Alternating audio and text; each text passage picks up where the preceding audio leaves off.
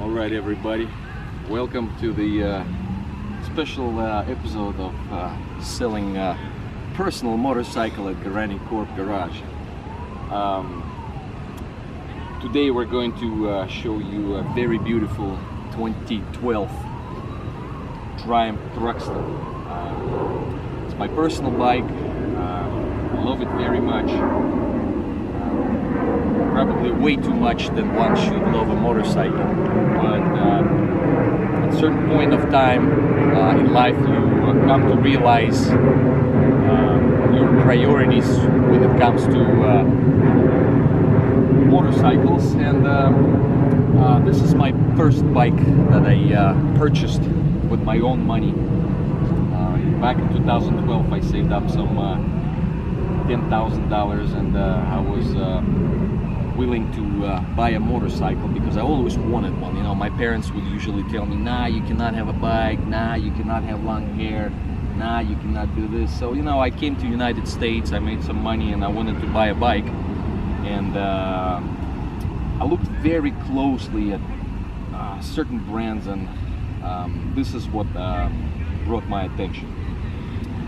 So 2012, bought it brand new. Actually, it was quite hard to get them back then in 2012 because they were on back order.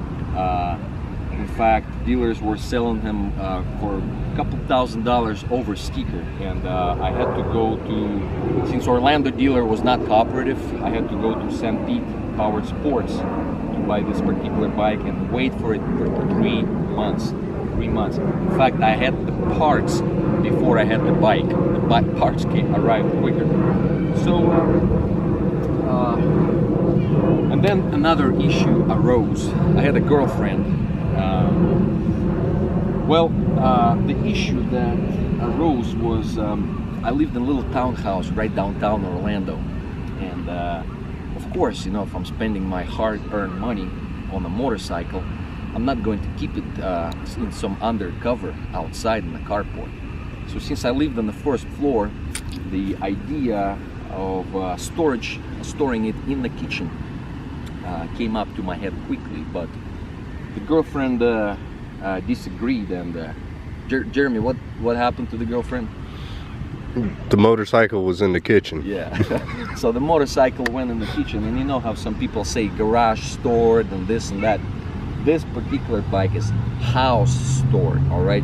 So it was stored in the kitchen. So I threw out the tables and everything, all the furniture, painted the whole thing white, posted a lot of British memorabilia in there, and I stored the bike in the kitchen, you know, and I would sit on the couch and watch TV, and I would glance kind of to the right, and I'll see the bike in the kitchen. It was great timing, but here it is. A lot of effort, time, nerves, and money went into this motorcycle. Everything, I did it exactly how it was more or less tuned to a note of the cafe racing back in the 60s. For example, a lot of people just throw away the rear fender. You know, they think that's what the rockers did. No, they actually bobbed the fender, and actually very rarely took the fender off. So this is original fender. It had to be bobbed to look like this, to have this nice beautiful look to it. But in order to bob it, you have to paint it after it, you know, once it's grinded down. So the color of this motorcycle is called Phantom Black, and it had to be repainted. So the fender and repainting alone was something like $300. Bobbing it, getting the paint, repainting, and the list goes on and on. Just starting from the fender. I mean, the light is Lucas Chrome light, British custom exhaust, gearbox delete, mass engineering chain guard, bi-tubo or B-tubo shocks, front and back, gas cartridges front. This was specifically machined for my request by D9, David 9. He's very well known in the Triumph community for making all kinds of awesome stuff. So this was very pricey. The core was pricey as well. We got sliders, we got Joker machine, carburetor caps, Joker machine, oil cap, billet aluminum, not some kind of plastic crap, billet aluminum, turn signals, joker machine pegs. Never got to replace the rear pegs. It's just sometimes I would take my wife on it and we'll go for a spin.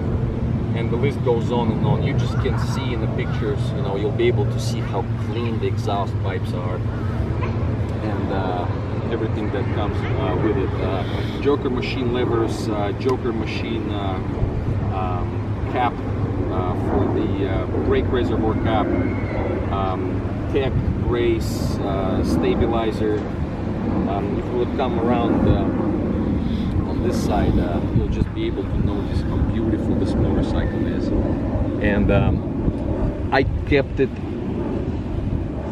I had it for what, 6 years now, going on the 7th year, and I put 4,200 miles on it, and the last 150 I just did yesterday to give this kind of a nostalgic ride.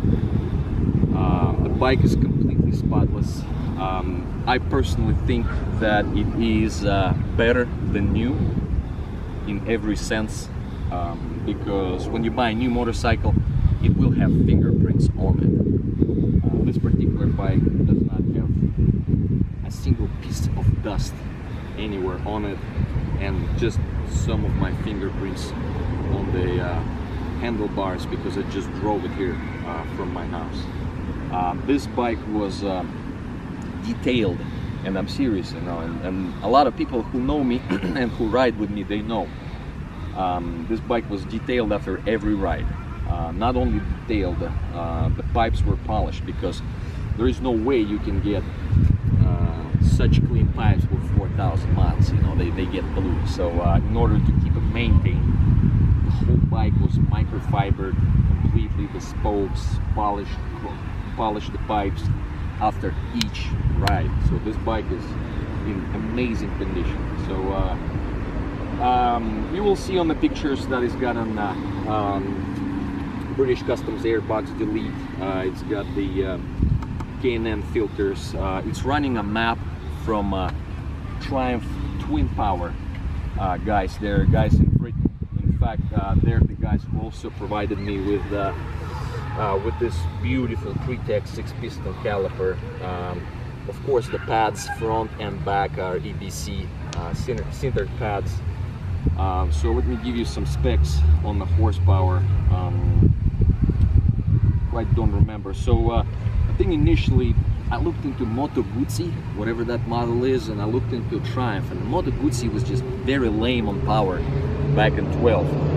So this had a 69 horsepower stock from the motor, and with the free-flowing exhaust, free-flowing intake, and Triumph Twin Power tune, I was able to gain 15 horsepower and 11 torques.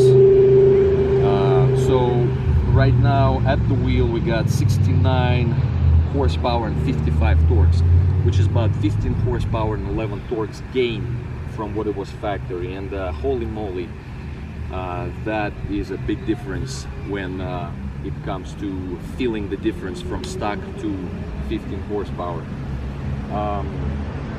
What else? Back in 2012 I showed this bike at AIM Expo. Ace Cafe was there, and I know those guys as well. I got some pictures with Mike Wheelsmore on this bike, and there was an auction, and the money from the auction would be donated to Homeless Children Foundation, and the Kevin Schwantz, who's ran under number 34, he was there. So I won one of the auctions for him, and I asked him to sign the bike. So that's I got the picture of that. You'll see that in the auction. Kevin Schwantz himself signed the bike here for me. Other than that, you will be able to see how clean the bike is in the pictures. It's absolutely spotless. I consider it a moving piece of art. It's that beautiful. There are some bikes that are ugly from the factory, and some are very expensive bikes that are ugly from the factory. But this right here, anywhere this bike rolls, and I mean anywhere, it always gets thumbs up, and no matter what kind of crowd you get, even with Harley guys, and they got this decked out Harleys, man, this bike rolls and you get thumbs up all the time. I mean, it's beautiful, sounds good. I forgot if I said or not, bi-tubo front cartridge suspension. I'll list that in the description of the motorcycle. The only thing that I don't have receipts for is the Joker machine levers, which I think they were like 200 a piece. I don't think I have a Monza gas cap. That came from Bella Course. Very, very nice unit. I don't have a receipt for that, but I'll be able to pull it up. And I don't have the receipt for D9 cover. And that particular cover, D9, maybe he did more of that same design, but this design was initial design that we together came up with. Also, these cups, initially on the Triumph, they're made out of plastic and kind of very cheap. So these are custom aluminum cups made by David 9 D9 brackets, together with the bracket and the cups. So I don't think I have receipts for the bracket, the cups, and that, but I'll be able to find that in my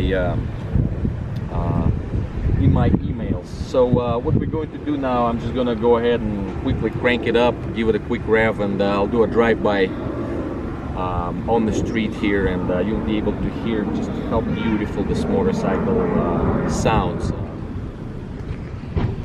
Alright, so what we're going to do now is we're going to go ahead and crank it up, but before we do that, we will talk about the firing interval, that what made the Triumph sound quite so distinctive. Since it's a parallel twin, you would think that the cylinders go up and down, one different from another. Basically means when one is up, the other one is down, kind of like in a V engine of a car. But this particular bike, both cylinders go up and down at the same time. So that cycle is known as a wasted spark. Just like Harley Davidson, they go up and down at the same time, and that is what making that kind of rolling sound when it comes to exhaust. I was very much looking for a new Triumph when it came out a year or two ago, but as soon as I saw one, I immediately realized that when it comes to modern classic, the word modern is dominant in particular that motorcycle. I think this particular bike, the way it looks and the way it's done and the way it's designed, and when it comes to modern classic, this one is more on a classic side. And in between two, even though the other one has a little more horsepower and whatnot, you know, I would choose this one, and especially because the other one has a 270-degree interval, where this is 360. So that meaning the newer Triumph just does not sound the same.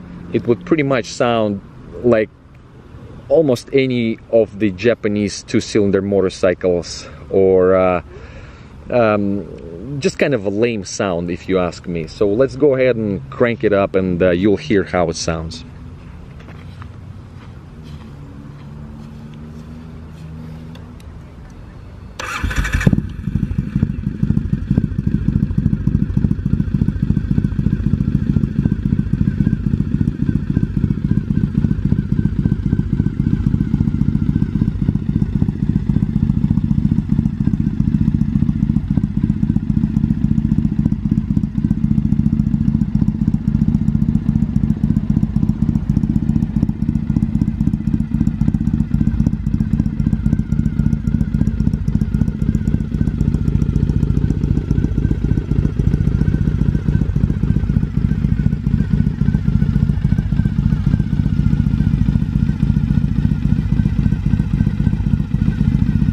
Going to rev it up because we're right in the center of the field in the community where I live, so we're just gonna rev it up gently, and then when we go on the road and I'll do a quick drive-by, that's when I'm gonna go ahead and open it up.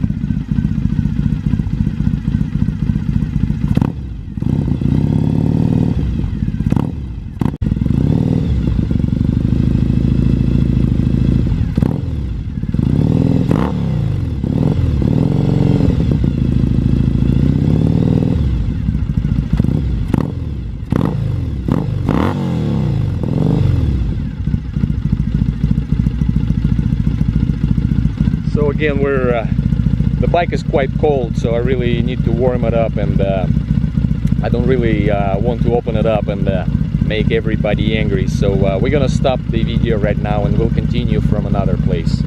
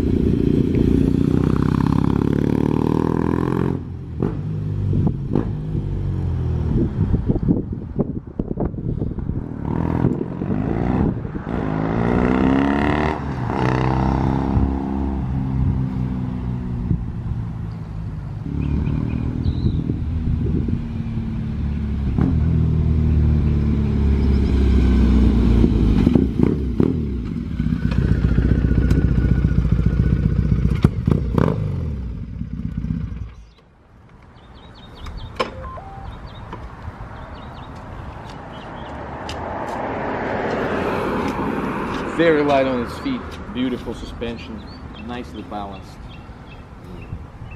Amazing cafe racer.